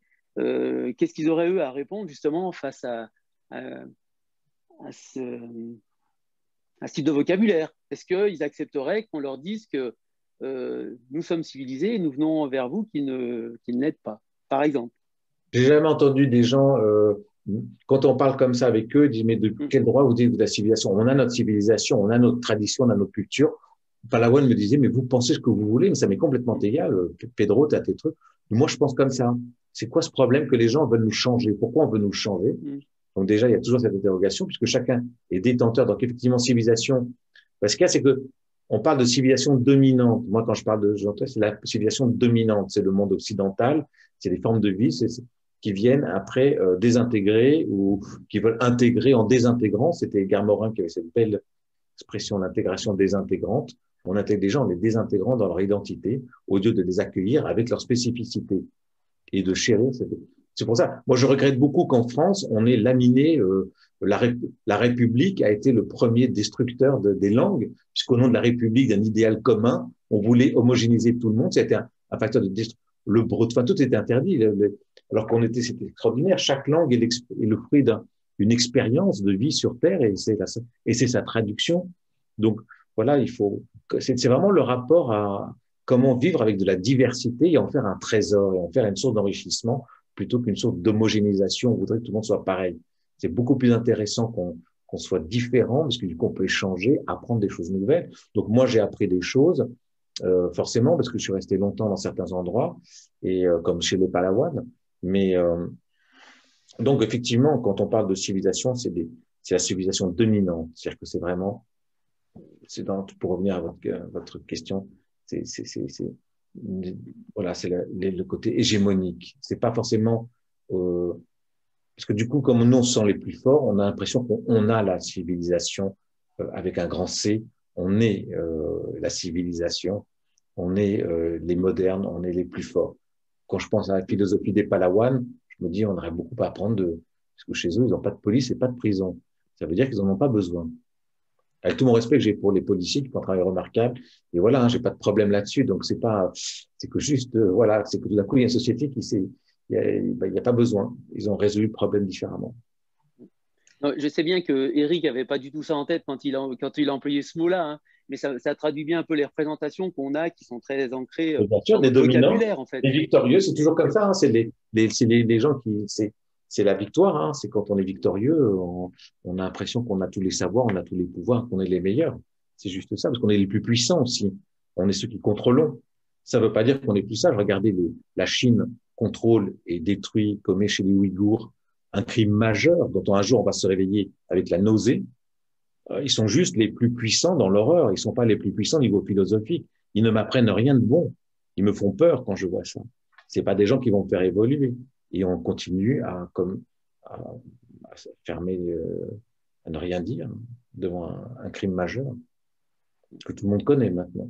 Là, je viens de lire le livre. Je vous engage tous à lire ce livre de cette femme qui a réussi à sortir des camps ouïghours. C'est effrayant. Alors, Pierre de Valombreux, je vois que l'heure tourne et elle tourne vite en votre compagnie. Et vous venez de rappeler que nous, on ne sait pas dans notre civilisation se passer de police. Et je pense qu'on est curieux d'en savoir un petit peu plus sur un projet tout neuf que vous allez mener, de faire en quelque sorte, si j'ai bien compris, une sorte d'ethnologie d'un commissariat de police. Alors, comment cette idée vous est venue et comment vous allez procéder ? Alors, cette idée m'est venue parce que j'ai passé 2 ans à Portland, en Oregon, où j'ai complètement changé, mais pas fondamentalement pas. Je suis pas allé travailler sur un peuple amérindien ou dans la nature, dans des choses qui me plaisent beaucoup. J'ai chroniqué une classe et un professeur dans une école à Portland qui s'appelle Kéros, qui a été créée par des femmes afro-américaines pour offrir aux enfants afro-américains et latinos, et tout le monde, il y a même des blancs, voilà, un endroit où il n'y a pas de racisme. Donc c'est une école qui lutte contre le racisme systémique, qui soit bien racial et social, aux États-Unis. Et je trouvais ça une bonne idée, donc voilà, j'ai commencé, je me suis dit, je vais tenter le coup, parce que je voulais toujours travailler sur les problèmes entre les différentes populations qui vivent aux États-Unis. Et là, je me suis dit, c'est extraordinaire. Je rentre dans le monde afro-américain avec une expérience fabuleuse, un projet d'école extraordinaire qui est une école qui lutte contre le racisme. Donc, je me dis, c'est vraiment intéressant. Et en plus, il se trouvait que le professeur était un professeur débutant, donc j'ai vu se casser la gueule, perdre sa classe, rentrer en dépression, et puis finalement, en s'accrochant, en se remettant en question, devenir un très très bon professeur. Et j'ai fait ça pendant 2 années. Et c'est fantastique parce que je ne pensais pas que moi qui aime les grands espaces, qui ai besoin de bouger, je puisse. En plus, c'était une école qui n'a pas d'argent, donc j'étais dans une petite classe mal éclairée, les lumières pourries. J'ai un très bon ami qui est ce grand photographe Bernard Plossu, un de nos meilleurs photographes, et qui m'a dit, mais comment t'as pu rester dans un endroit comme ça, c'est pas beau et tout ça. J'ai dit, parce qu'il se passait quelque chose humainement d'extrêmement important, très riche, en plus des années de Trump, les problèmes raciaux, et puis la naissance d'un professeur. Je me dis, c'est des métiers majeurs, ça fait partie des piliers de nos sociétés. Et en rentrant en France, je me suis dit, avant le Covid, enfin, après je suis rentré en mai, et j'avais écrit un shérif aux États-Unis. Je vais le raconter court. Mais bon, il a accepté, après différentes négociations et tout ça, que je puisse suivre un shérif pendant 2 ans. Parce que je me suis dit, voilà, j'ai commencé un travail sur des grands corps de métier qui structurent une société, qui sont la santé, la justice, la police, l'ordre, l'éducation, il y a la culture. Et ça me passionne aussi. Donc, c'est un peu bloqué. Là, lui, c'est un shérif rural, fin fond de l'Oregon, et à cause du Covid. Et je me suis dit, mais pourquoi pas le faire en France? Et du coup, j'ai écrit un petit projet. J'ai soumis à la direction de la communication de la police nationale avec un ami à moi qui est Vincent Nouzier, qui est un grand reporter, qui fait beaucoup de reportages et de livres extraordinaires, qui fait d'enquêtes, notamment la mafia corse, sur les services action, et qui a fait des documentaires, un journaliste brillant et un ami. Et j'ai dit, mais tu veux pas qu'on bosse là-dessus, qu'on fasse un projet? Et donc, on a écrit ce projet, et qui a été très, très bien reçu par la direction de la communication de la police nationale. Et ce que je leur ai dit, mais voilà, moi, j'aimerais suivre un commissariat sur une période de 2 ans. Alors, je vais pas vivre 2 ans avec eux, parce que ni eux ni moi, on tiendra le choc. Mais sur 2 ans, on va pouvoir... Non, parce que ça veut dire cohabiter. C'est vraiment chroniquer au jour le jour ce que c'est que la vie d'un policier. Et c'est pas être sur des arrestations, les scoops ou les choses comme ça. C'est au jour le jour. Quelle est la vie d'un policier qui sont parmi, bon, voilà, on a qu'on aime ou qu'on n'aime pas, les gens de la justice en rapport, la police, voilà, et qui font partie des métiers fondamentaux dans une société et pour lequel j'ai le plus grand respect. Et je me suis dit, mais vraiment, c'est quelque chose de très intéressant. En plus, c'est une période où il y a eu beaucoup d'affrontements. On sent qu'il y a de l'incompréhension des deux côtés, qu'il y a une violence qui est là. Et puis, ça pourrait être intéressant qu'on prenne le temps. Et il n'y a que le temps qui peut donner. Pourquoi 2 ans? Parce qu'en 2 ans, on a le temps de voir l'histoire se développer, de créer un lien, une intimité aussi que les gens connaissent. Et du coup, je rentre dans les petites choses et qui vont raconter, je l'espère, leur quotidien. Et donc, voilà, on est en train de voir. Et ça, c'est un grand projet. Ça me passionne énormément. C'est une aventure. Donc, ça, je reste dans ce qui est la structure de mon travail depuis toujours.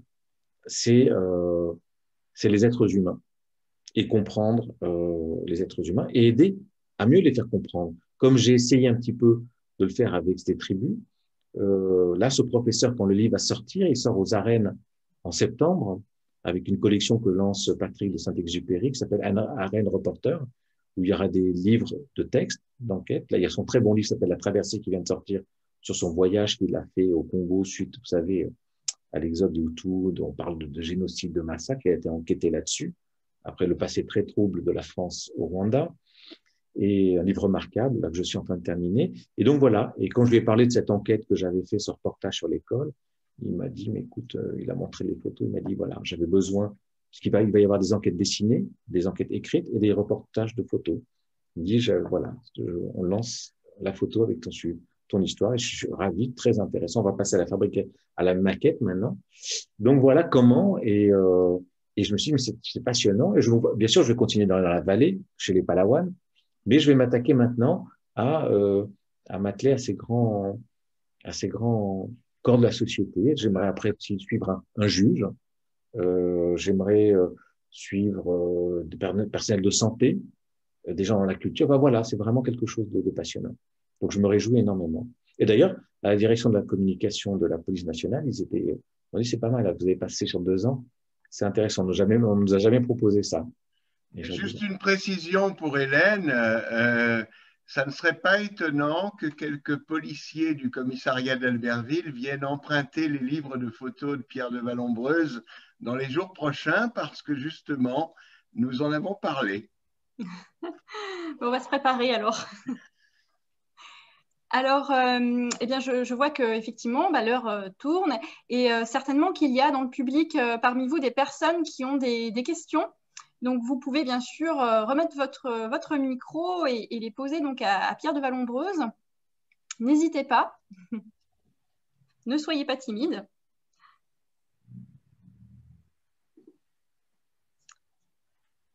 Alors, je ne sais pas si...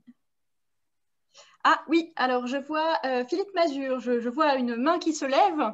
Si vous voulez bien intervenir.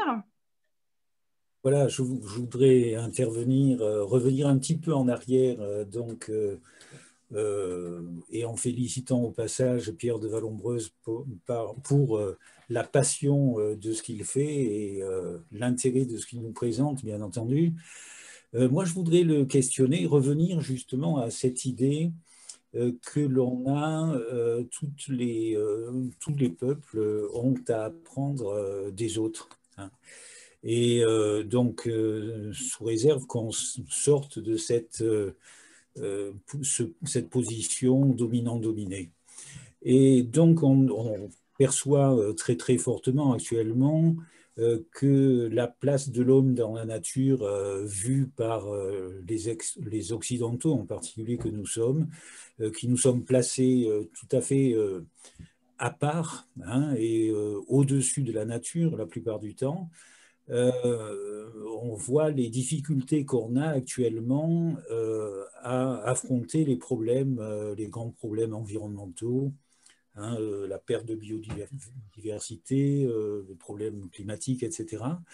Et je voudrais demander donc à Pierre si on a des choses à apprendre de la part des Palawans et d'autres peuples premiers dans leur relation à la nature, ou si notre civilisation étant très très différente, il y a peu de choses qu'on peut tirer de leur pratique, de leur expérience. Oui, alors généralement, c'est une connaissance extrêmement approfondie de leur environnement. C'est des gens qui connaissent extrêmement bien toutes les plantes, les animaux qui vivent autour d'eux. Donc, ils seront. Alors, en plus, oui, parce qu'il faut parler vraiment de chaque peuple un peu. Oui, c'est vraiment la connaissance intime très particulière de tout ce que peut faire un environnement. Nous, on est très coupés. Quand on vit dans des villes, on ne sait plus, les saisons les remarquent un peu forcément, mais voilà, on est coupé de toute la vie de la nature et de tout ce monde vivant qui cohabite autour de nous et qui vit autour de nous. Vous avez dit, voilà, nature et culture, il y a que dans c'est beaucoup les peuples des sociétés avec monothéistes, qui ont dit vraiment judéo-chrétiennes, qui ont dissocié nature et culture. On est les seuls. De partout, les gens savent très bien qu'ils sont reliés, que tout fait partie du domaine du vivant. Et que quand on est pour le domaine du vivant, on doit aussi bien se préoccuper de l'homme que des animaux et des plantes et de la planète. Tout vit, et on a besoin tous de cette vie-là. Donc c'est nous qui ne sommes vraiment dissociés de ça, et on a cru qu'on pouvait, en détruisant allègrement la nature, survivre, vivre, déconnecté de tout ça. Là, il y a plein de choses qui nous rappellent. C'est un effet boomerang, ça nous est revenu de partout. Non, on doit vraiment apprendre à connaître notre environnement, à le respecter. On en dépend, notre avenir en dépend. On ne sauvera pas une humanité, alors oui, ou alors est-ce qu'on se dit qu'on va vivre dans des tunnels avec de l'air qui sera propulsé, filtré, et qu'on ne pourra même plus avoir le plaisir de se promener dehors. Enfin, je ne sais pas si à un moment donné, on ne se rend pas compte que tout organisme vivant participe à la vie sur Terre et à notre bien-être, et de vivre dans quelles conditions, c'est ça qu'ont certains peuples, effectivement. Ils sont beaucoup plus... dans d'autres endroits, dans certains peuples, comme chaque plante, chaque lieu a une âme, un esprit, pour eux, c'est loin d'être mort. Donc on a intérêt à se conduire de manière pas trop mauvaise non plus, et à respecter. Chez les Palawans, quand ils partent chasser, par exemple, ils le font moins maintenant, c'est une tradition qui s'est un peu perdue, mais ils faisaient vraiment une prière, ils faisaient même parfois des offrandes, ils allaient chasser des singes, ils s'adressaient au maître des singes, parce qu'il y a un maître, Ampo Amo, et ils faisaient des offrandes, du tabac, ils sculptaient un singe en bois, et ils disposaient ça avec un foulard, ils prenaient le temps de s'adresser au maître en disant « Excuse-nous, nous allons te prélever un ou deux membres de ta famille, mais c'est parce qu'on en a besoin, on a besoin de manger, excuse-nous. » Donc du coup, ils ne partaient pas faire des carnages, tuer en maximum, parce que chaque animal tué était respecté, était intégré comme faisant partie de leur univers et appartenait à quelqu'un qui était le maître des singes. Donc il y avait un rapport très, pas sacré, mais presque quand même. Ils avaient conscience. Ce n'était pas dans l'inconscience, où tout d'un coup on se permet de faire n'importe quoi, de tuer n'importe comment, comme on a pu décimer des hordes de bisons aux États-Unis dans la conquête, on faisait ça, enfin des choses hallucinantes. Donc effectivement, là, du coup, on se dit, tiens, cette manière-là, c'est une manière de dire, voilà, chaque chose a un poids, chaque chose est comptée, on ne peut pas faire n'importe quoi. Après, ce sont de très longues réponses à donner. Je n'en ai pas beaucoup, là je peux vous parler de 2-3 exemples, mais c'est vraiment la connaissance de son environnement et souvent la pleine conscience qu'on est tous en interaction. Nous, dans ces grandes villes, on s'est coupé d'une partie du monde vivant qui est pourtant essentielle et cruciale, qui est la planète avec tout ce qui vit dessus. Et on a besoin de tout. C'est ça aussi, on a besoin de tout. Quand la chaîne est rompue, les catastrophes commencent. Et elle a déjà bien commencé. Oui, alors on a toute une sagesse à acquérir. Est-ce qu'il y aurait d'autres questions peut-être que vous auriez envie de poser? Oui, alors je vois une main qui se lève. Annie, je vous laisse la parole. Merci. J'aurais une question sur la transmission des savoirs et des compétences aux enfants. Est-ce qu'il y a des dénominateurs communs, pour reprendre un terme que Eric a utilisé tout à l'heure, entre différents peuples premiers que vous avez rencontrés, ou est-ce que vous avez pu repérer des spécificités dans certains peuples, par exemple? Merci. Alors, comme j'étudie pas, j'observe, je regarde, donc je fais pas de temps en temps, j'ai pas une grille où je vais toujours. Donc, il y a des fois, je survole parce que je suis allé pour un autre motif. Mais ce que j'ai vu chez les Palawan et dans d'autres endroits, c'est que comme il n'y a pas d'école, un lieu de transmission du savoir, maintenant il y a une école dans la vallée parce qu'ils apprennent, je dirais, la culture de la civilisation qui vient vers eux. Et heureusement qu'ils le font parce que ça leur permettra de mieux l'aborder, de mieux la comprendre et de mieux s'en défendre aussi.